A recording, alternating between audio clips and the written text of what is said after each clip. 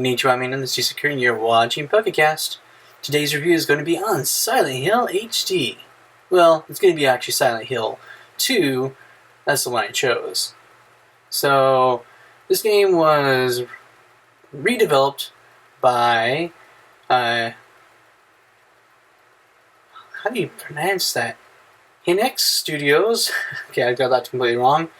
Released by Konami, and this was released in 2012 all around the world, and it's a compilation of Silent Hill 2 and 3.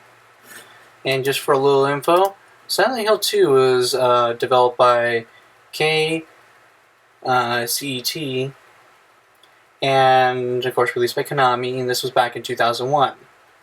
So the collector's edition, or collection edition, was able to be ported over to more countries, so that was actually a really good thing for them.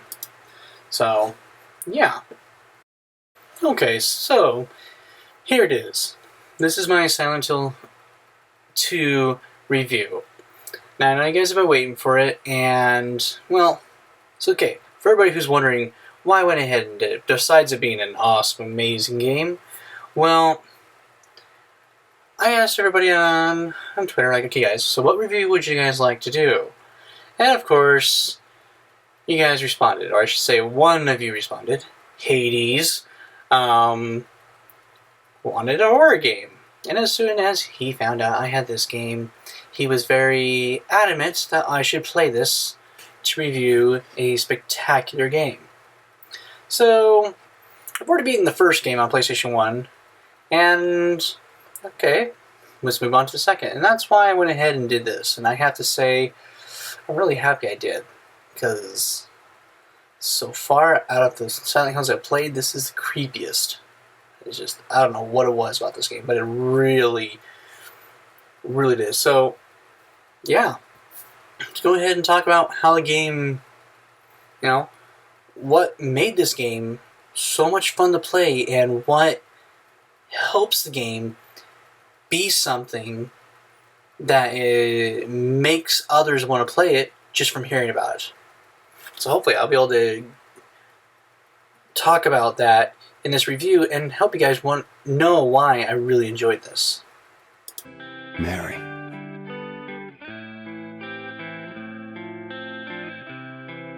My wife's name.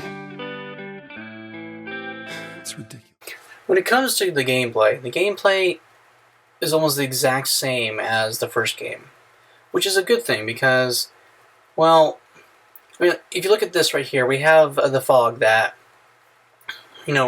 doesn't help you see very far at all. And I think that's a very important thing to help out with this particular game, because it just brings so much more. I mean, that's what Silent Hill did. Yes, it was because of the system limitations, but it has become a staple in what the games represent. And so I'm happy that they kept this.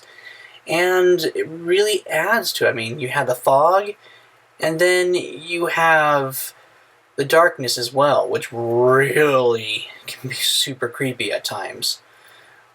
I mean, well, okay, the fog can be too. But I'm really happy that they kept that. There's also dramatic camera angles at times. Like right here, this is the darkness. Of course, now it's loading. I've got a load scene. Whoops. But anyway, sometimes this is all you can see. And when you can hear things coming at you, the game really makes you think about, what could be out there. So I'm happy that they stayed with this, because, in my opinion, when they went to a first-person view in some of the later games, it kind of takes away from the atmosphere of the game. So I'm happy that in Part 2 they didn't change it back then, but they kept it the same. So be ready, because you will have a lot of this, and you will have the dramatic camera angles, which can be creepy at times and frustrating, but that's just how the cameras are on here, and I'm happy that this is something they did not change, because it really left the original feel of the game for us to actually enjoy.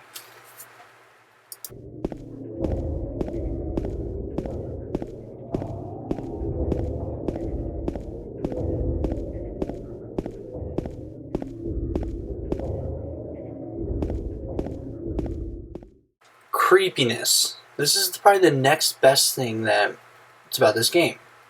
And this is what makes people drawn to this game. When we're talking, there are several types of jump scares they like to use in this game. Or just to make your skin crawl. And, I mean, they'll have, of course, they'll use your sight, your touch, and your hearing as different things to scare you during this game. There's one part in the game where you have to do something, and right as it's being done, the controller's vibration turns on suddenly. I mean, you haven't felt anything, it seems like, during the game, and then all of a sudden, I nearly dropped my controller. And they like to do things like that. The next, I mean, not only do they have that, but the sound. They like to scare you with sound. It could be something as small as just hearing some white noise, something talking in the background. And I'll have some examples put up about this.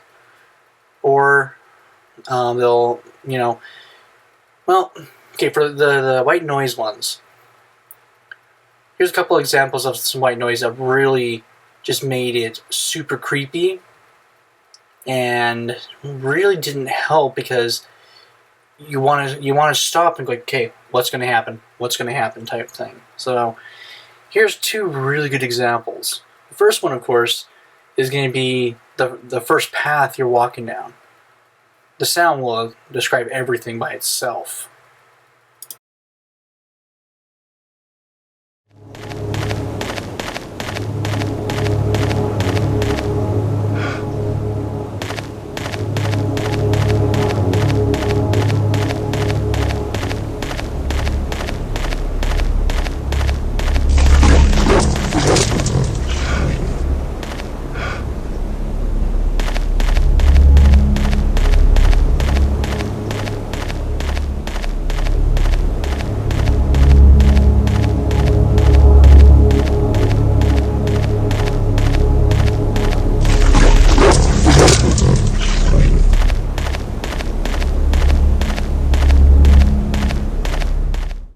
I'll be honest.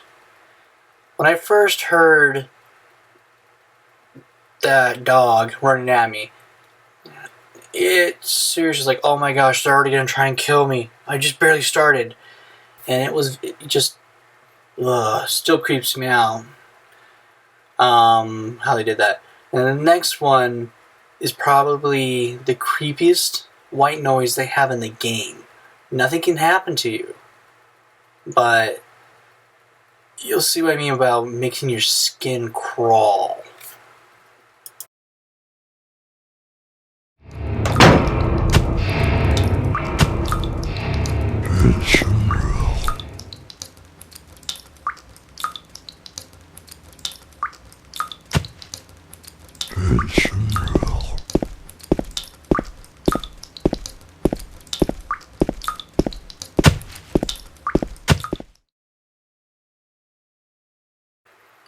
What's even creepier is that after having to find that footage, I finally can see I can understand what he's saying, and it's the children.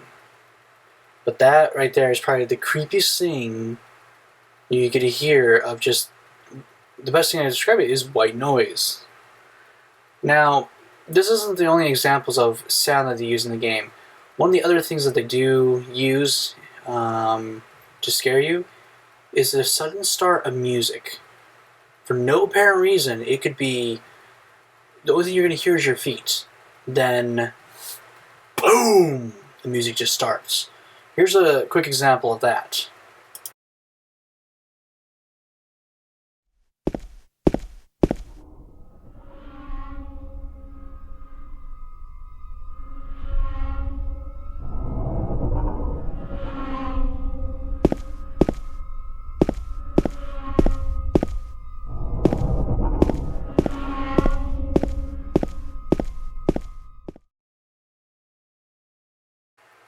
And yeah, the music really does.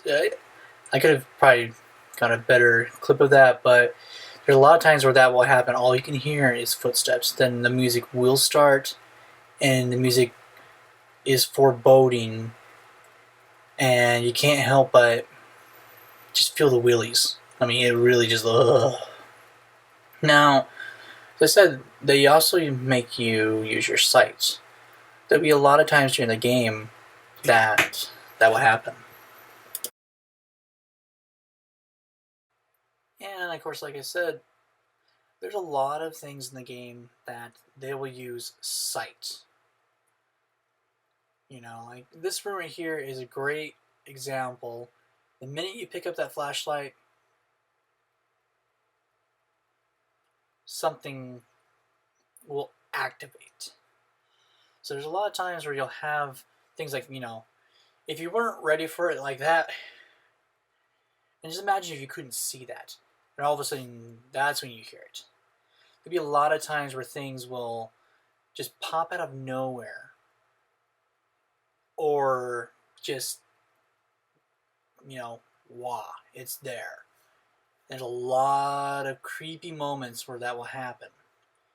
And to be honest, I think the worst part, I don't think I have any footage of it, but when you're escorting Maria around, she'll like teleport into the room that you go into, and all of a sudden you turn around, and there she is.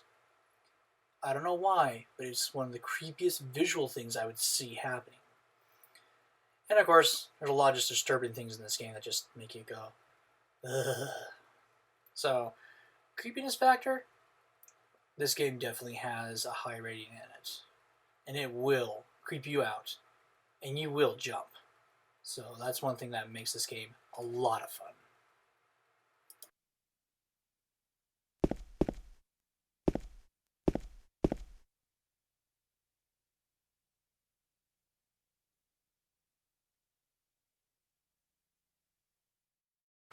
So after all the scares, after the gameplay, it really comes down to why? What is the story all about? And I'll be having a couple scenes showing off a couple of the characters here that you'll meet up with, but I'll keep the dialogue off where it doesn't really ruin a whole lot of it. But basically, James was summoned to Silent Hill. He received a letter from his wife asking him to come to their special place. She's waiting for him. But how can this be? She's dead. Now you have to play as James, trying to find out why you're there. Try to remember why, or even figure out, why is Silent Hill summoning you? Why is somebody who can't send something to you sent a letter to you? Who is this? Why? And that's what the game really poses and directly asks you at the very beginning of the game. And it really just leaves you wondering, what will happen? What will you find? What will you uncover? What will James remember or figure out while you're playing, I should probably have said, but that's really what the game asks you to try to figure out. And all I can say is that the story caught me by surprise at how well it was written, how well it was developed, and writing to all these different characters really brought more to the game, to where you were always wondering, when will be the next time I get to talk to this person? Where will be the next time? Will this person be dead or dying when I meet them again? And that was a lot of the things that, a lot of the questions about that they make you want to ask and make you want to complete the game. So the story really draws you in. Not only do you have all of that amazing stuff about the game, but now you have a story that is equal to what you're doing. And that is probably one of the best things I loved about this game, is the story really draws you in and makes you want to play it. So that was something that was absolutely astounding to be able to do. And that's why I think that if you're looking for a great game, this is one of those that I can highly recommend because of the story alone. And, you know, there's a few more things to kind of just talk about in the review, and that really help you want to go back for more later.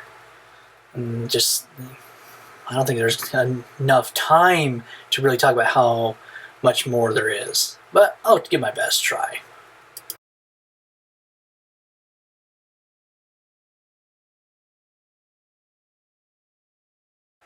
The next biggest thing that I just want to talk about, because it's fun, are weapons. There is a ton of weapons to where you can actually get the great knife, which you saw me using right there. That is the strongest melee one, however, slowest to use. You can also get yourself a shotgun, a handgun, 2x4. And there's so many, and then after you beat the game, there's a couple more you can get, including a chainsaw and a spray which helps paralyze them. Now when I say find, I'm not even kidding about that. You have to find them. If you cannot find them before you leave that area, you could possibly lose a chance to actually get that weapon. And there's just so much that you have to actually search for out there that it's amazing. The game does not want to be nice. So if you forget to pick it up, well, guess what? Tough luck. There's several of them that definitely qualify for this. The great knife is one of them. I think the hunting rifle is another one that you could totally overlook. And there's several others. So you always want to keep your eyes open to be able to find the different things that are available. Now, you also have to decide, because with the trophies, there is a trophy for killing different amount of things with melee and with the guns. So you really have to decide on what you want to do. And I think weapons really add some fun elements to the game. Is it dead? What the hell is it? It's not human. Finally, this game has 6 different endings. There are so many ways to beat this game, so many amazing stories to get at the very end, and each of them does not only land you a trophy, but adds to the outcome of the story. For some of them can be so bizarre, some can be pleasant, other ones could be really bad. Now, you can only really get the rest of the endings after completing the game, so you gotta be ready and make sure to commit yourself to this game if you want the rest of the endings. After you beat the game once, you unlock several of the endings. Then you have to beat it again to unlock the endings where they just had fun making. And then, of course, there's also the bonus feature game that you have to also complete to get that bonus ending. So there's a lot of little things that the game does make you do. And I think that's something that's really nice, because when it comes to replayability, yeah, that word, that's not a real word, I know. The game, like I said, 6 times if you want to complete everything. And I think that's something important that they did, because if the game is good enough to where you want to play it again, I would rather have multiple endings to where it's not going to be the same outcome. yeah, the game will play practically the exact same, but when it comes to the ending, depending on what I do, is depending on what I get. And I think that's something that really adds to what the game could show you after you put the time into it. And I'm really happy they did something like that, because it just adds that much more to the game.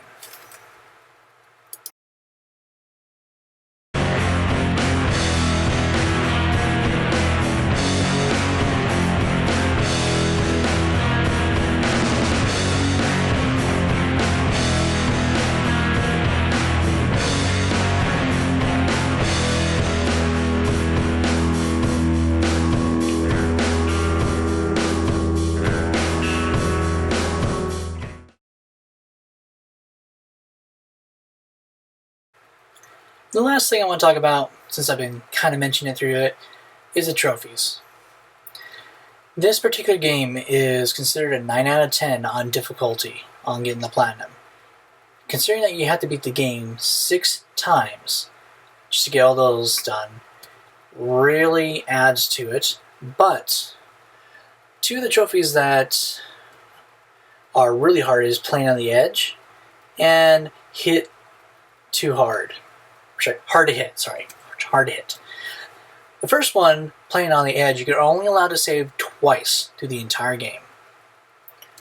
Next, hard to hit is you're only allowed to receive up to 500 health damage, which, I'll be honest, I don't know how that's possible in the game. Just because, yeah. Now, it's obtainable because people have gotten this platinum. This is one of those platinums that, or I should say, 1,000 points for Xbox version, that you can brag. This is not going to be an easy platinum. Of course, if you're one of those gurus, then yeah, it's an easy platinum. But with so much to do and so many things that you will literally have to play this game like 8 times just to get all the trophies, I can see why it's considered a very difficult one to do. And that's why I wanted to talk about the trophies, because I think that, you know, like I was saying before, not only does it add so much to have so many endings, but giving us legitimately hard trophies to do makes it fun. And I'm really happy that they did that. And didn't just go the easy way that Capcom did with certain Resident Evil games when they just remade them. Like, oh, here's your 10 trophies. Really? Really? So I'm really happy that they took the time and went through and like, okay, what can they earn? And what should they earn? Let's do this. I'm very pleased that they did that, because it's a compliment to us, and it made me happy to see that Konami at this time had really actually cared to re-release these games, and that makes me very happy that they did it right for this game. Finally, my final thoughts on the game, as I've said throughout the whole thing, I had so much fun. There's times I actually had to stop playing the game because it scared the bejeebies out of me. And I like that. I like it to where I literally had to stop playing a game just because it unnerved me so much that I just couldn't play it for a little while, just because I was just, ugh. And that really made it fun. I really enjoyed that atmosphere. In, you have to be ready to be scared in the game, so you got to leave yourself open, because otherwise the game just isn't fun if you're not willing to be scared by it. So this is one of those games that I would give a 5 out of 5 for, just because It's everything it's supposed to be. It played like the original. It has amazing scares that really will get you. The game will make your skin crawl. And there's a ton of collectibles you have to collect, some of which are only obtainable after you beat the game once, then also unlock special endings. And because the game forces you to play it 6 times, 5 being the original game and then 1 for the additional content game, they knew that they would have so much for you to actually go and do. And that's one thing that I think makes this game a 5 out of 5. I really highly recommend this for all horror fans that are looking for a great game that will make you work. Now, if you don't use a player's guide and you're playing for the first time, this game is going to take you a while to beat because the puzzles are so out there. You have to go find this, you have to combine this, and a lot of times it doesn't say what you need. You have to find them out for yourself.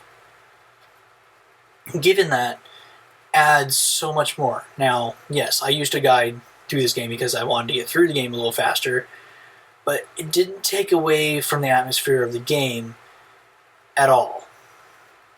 It just made it a little easier to solve the puzzles that I needed, and I was only on the normal mode puzzles. I didn't try out the hard mode. I probably should have, but it would have, added much more to the game. So, this is my personal opinion about the game, is that it's creepy and amazing. So I hope you guys have enjoyed this review of Silent Hill HD Collections Silent Hill 2. I recommend you guys give this one a try. This is T. Sakura saying ciao and sayonara.